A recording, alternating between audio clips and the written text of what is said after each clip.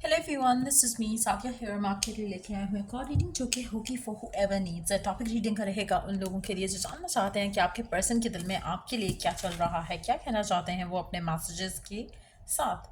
वो जानेंगे हम इस रीडिंग में। हम सिर्फ और सिर्फ उनके मैसेजेस इंक्लूड करेंगे। So stay tune. और रीडिंग करने से पहले रिमाइंड करवा दूँ कि ये एक जनरल रीडिंग है, सबके साथ मैच कर भी सकती है और नहीं भी। सो जो बातें जो मैसेजेस मैच करते हैं उन मैसेजेस को पिक करो और बाकी सबको छोड़ दो। अगर आप पर्सनल रीडिंग्स चाहते हो, पेपॉल से या ईजी पैसे से पेमेंट कर सकते हो। सिर्फ तभी रीच आउट करो ताकि आपका भी टाइम वेस्ट नहीं हो और मेरा भी। सो लेट्स सी कि क्या है मैसेजेस आपके पर्सन के राइट नाउ आपके लिए। चाहे इन टच हो, आउट ऑफ टच हो, सारी सिचुएशन में ये रीडिंग चेक कर सकते हो। पहला मैसेज है, now is not the right time. Now is not the time. I feel like आप में से कुछ लोगों के लिए आपके रिलेशनशिप में बहुत डिलेज आ रहे होंगे और रीज़न है कि आपके पर्सन को लगता नहीं है कि वो इस कनेक्शन को फर्दर लेके जा सकते हैं। चाहे वो फैमिली के अप्रूवल की वजह से है, चाहे वो इसलिए है कि वो डिपेंडेंट है अपनी फैमिली के ऊपर, चाहे वो इसलिए है कि इनकी लाइफ में इनके ऊपर और रिस्पॉन्सिबिलिटीज भी बहुत ज़्यादा हैं। जो भी एक सिनेरियो है इनके माइंड में, उनको लगता है कि फ़िलहाल जो आप कह रहे हो या जो लव लाइफ में सिचुएशन आप डिज़ायर कर रहे हो उसके लिए फ़िलहाल ये राइट टाइम नहीं है। Can you forgive me? आपका पर्सन आपसे फॉरगिवनेस सीख कर रहा है। शायद उसको लगता है कि उसने आपको गलत होप्स दिए हैं जिसकी वजह से वो सॉरी फील करता है। कभी कभी आपका पर्सन, चाहे लड़का है या लड़की, उसको लगता है कि वो गिवन नहीं कर सकता कनेक्शन में जैसे आप डिज़ायर करते हो। आपका person happy go lucky type है या फिर उसको लगता है कि आप happy go lucky kind of a person हो। I wish we could come back together. आपका पर्सन कभी कभी विश करता है कि आप दोनों साथ रह सको, साथ आ सको वापस। लेकिन again, now is not the time.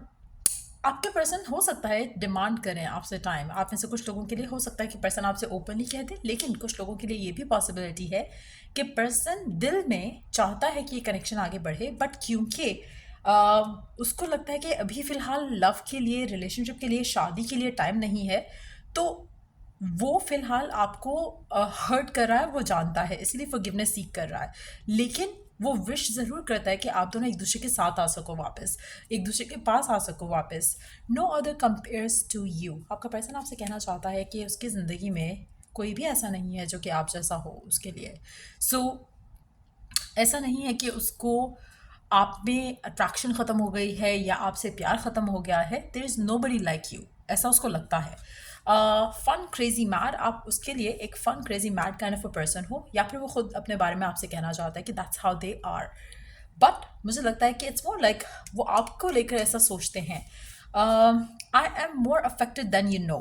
आपका पर्सन आपको रिवील कर रहा है अपने मैसेजेस के साथ कि वो डेफिनेटली बैडली अफेक्टेड है जो भी आपके कनेक्शन में होता है उससे। अगर नो कॉन्टैक्ट चल रहा है तब भी बैडली अफेक्टेड है, और अगर वो फिलहाल आपको गिवन नहीं कर पा रहा for what ever reason, family है, काम है, रिस्पॉन्सिबिलिटीज़ हैं, जो भी चीज़ है जो उसको आपके पास आने से या आपको कनेक्शन में वो देने से रोक रहा है जो आप चाहते हो, आपका पर्सन उससे बैडली अफेक्टेड होता है। ऐसा नहीं है कि उसको फिक्र नहीं है, फ़र्क नहीं पड़ता। आई लुक फॉर यू एवरीवेयर। अगर आप दोनों का ब्रेकअप हो चुका है तो मुझे लगता है कि वो आपको बहुत ज़्यादा मिस करते हैं, but at the same time given situation में शायद वो आपके पास वापस नहीं आएंगे। रीज़न ये नहीं है कि वो वापस नहीं आना चाहते, they wish to come back to you, but at the same time reason ये है कि उनकी लाइफ में कुछ और चल रहा है जो कि इम्पॉर्टेंट है, जो कि उनका शायद टाइम रिक्वायर कर रहा है और वो काफ़ी कंज्यूम्ड हैं। वो एक चीज़ उनको रोक रही है। थर्ड पार्टी सिचुएशन भी हो सकता है कुछ लोगों के लिए, और कुछ लोगों के लिए ये भी पॉसिबिलिटी है कि फैमिली का अप्रूवल और लाइक आई सेड अर्लियर काम की रिस्पॉन्सिबिलिटी हो सकती है अगर बहुत ही वर्कaholic का किस्म का इंसान है। लेट्स सी मोर मैसेजेस, और क्या कहना चाहते हैं आपसे, और क्या है उनके दिल में जो आपसे रिवील करना चाहते हैं। लेट्स सी, एक second. So, financial differences that we have will be an issue. My family won't approve. आप दोनों के दरम्यान में फाइनेंशियल डिफरेंसेस हो सकते हैं। हो सकता है कि आप और वो दोनों, आप और वो फाइनेंशियली सेम पेज पे नहीं है। हो सकता है कि आप दोनों में फाइनेंशियल स्टेटस वाइज इतना डिफरेंस हो कि शायद उनको लगता है कि फैमिली जो है अप्रूव नहीं करेगी। Again, one of the reasons, शायद उनको लगता है कि वो फैमिली के ऊपर डिपेंडेंट है और इसलिए शायद चीज़ों को डिले कर रहे हैं। हो सकता है इसलिए उन्होंने आपको मना भी कर दिया हो रिलेशनशिप को लेकर, लेकिन दिल से वो आपको चाहते हैं और वो आपके जैसा पर्सन ढूंढने की कोशिश करेंगे अगर आप उनके साथ नहीं होते हो। So that's what they want with this card here. लेकिन एट द सेम टाइम ये विश करते हैं कि आप ही वापस आओ इसकी ज़िंदगी में, क्योंकि शायद आप में से कुछ लोगों के लिए पर्सन अपनी लव लाइफ के डिसीजन को शायद डिले करेगा आपके चक्कर में, आपके इंतज़ार में, आपकी वजह से। हो सकता है कि फैमिली का प्रेशर हो कि शादी कर लो, लेकिन आपके साथ अलाउ नहीं कर रहे हैं। अगर ऐसा भी सिचुएशन है तो कोशिश ये करेगा कि एटलीस्ट अपने एंड से डिले कर सके, ताकि वो इस कंडीशन में आ सके जहाँ पर शायद आपके लिए स्टैंड ले सके। I choose to walk away और stay silent but I am badly affected. Again the same message जो यहाँ पर इस मैसेज के साथ था, आई एम बैडली अफेक्टेड और I am more affected than you no.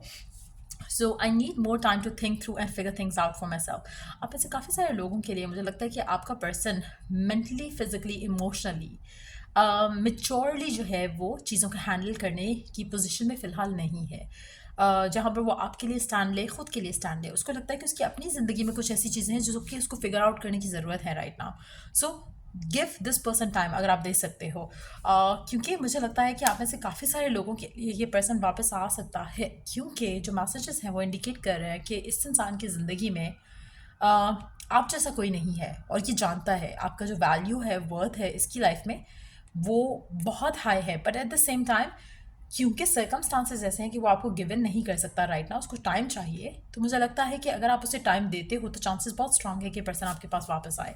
I thought to reach out to you many times but I then stop myself. और reason बहुत अच्छे से क्लियर है यहाँ पर इसके सारे मैसेजेस के साथ, कि अगर ये आपके पास आता है वापस और आपको गिवन नहीं कर पाता जो आप मांग रहे हो या डिज़ायर कर रहे हो या जो डिमांड है आपकी, तो व्हाट्स द पॉइंट? फिर वही फाइट, फिर वही आर्ग्यूमेंट, फिर वही ब्रेकअप। सो वो एक चीज़ इसको रोकती है आपके पास आने में, अनटिल अनलेस वो इस सिचुएशन में हो, इस जगह पर हो अपनी ज़िंदगी में जहाँ पर वो स्टैंड ले सके आपके लिए या अपनी लव लाइफ का डिसीजन खुद ले सके। वो मुझे नहीं लगता कि वो आपको अप्रोच करेगा। I love the way you love me, it feels so right. आपका पर्सन आपसे कहना चाहता है कि ही और शी लव्स द वे आप उसको प्यार करते हो, और इससे उसकी ज़िंदगी में एक बहुत ही पॉजिटिविटी फील कर पाता है आपका person. Let's see last few cards of the read, let's see कि और क्या कहना चाहते हैं। मुझे लगता है मेजॉरिटी लोगों के लिए अगर आप इन टच भी हो तो भी मुझे लगता है ये आपके पर्सन के फियर्स हैं कि फैमिली शायद अप्रूव ना करे कनेक्शन को। आप में से चांसेस हैं कि कुछ लोगों के लिए पर्सन आपको पुश अवे कर दे या फिर खुद आपसे दूर हो जाए। ये भी चांसेस हैं कि पर्सन आपको आपके साथ नॉन कमिटल होकर कनेक्शन में आगे चले बिकॉज ऑफ दीज मैसेजेस, क्योंकि उसके दिल में ये चल रहा है। सो या just be open to all of that scenarios. Let's see और क्या मैसेजेस हैं आपके पर्सन के आपके लिए, और क्या मैसेजेस हैं आपके पर्सन के आपके लिए, और क्या कहना चाह रहा है आपका पर्सन आपसे राइट नाउ। लेट्स सी और क्या मैसेजेस हैं आपके पर्सन के आपके लिए,